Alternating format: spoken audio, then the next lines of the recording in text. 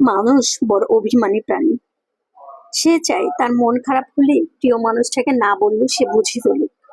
Phone করে খানিক ম্লান গলায় হেলো বলতেই ওপারে মানুষটা বলল, তোমার মন খারাপ? তার এলোমেলো চুল, খানিকটা লাল চোখ দেখে বলুক, তোমার ঘুম হয়নি রাতে? দুঃস্বপ্ন দেখেছো? টেনশন করছো কিছু নিয়ে?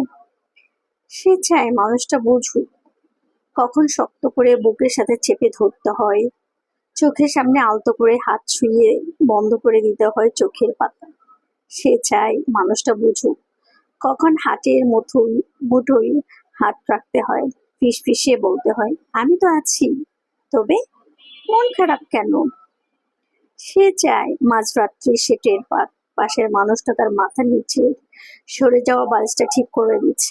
শেষ রাতে যখন খানিক হিম নামে তখন জড়িয়ে দিচ্ছে ওম চারুয়ে।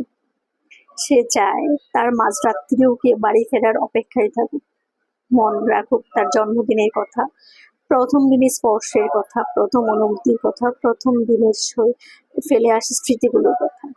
সে চায় তাকে ছুঁয়ে দেখতে গিয়ে কেউ মিথ্যে মিথ্যে অজুহাত বানায়, কেউ কপাল ছুঁয়ে বলুক, দেখি দেখি তোমার জ্বর নয় তো। অভিমানে দূরে সরে যেতে যেতে কেউ বলুক, খানিক ভুল করেছে বলেই দূরে সরে যেতে হবে? তুমি এই যে এত ভালোবাসি তাতেও কি আরো কাছে আসা যায় না? আরো আরো কাছে, অনেক অনেক কাছে। মানুষ বড় অভিমানী প্রাণী।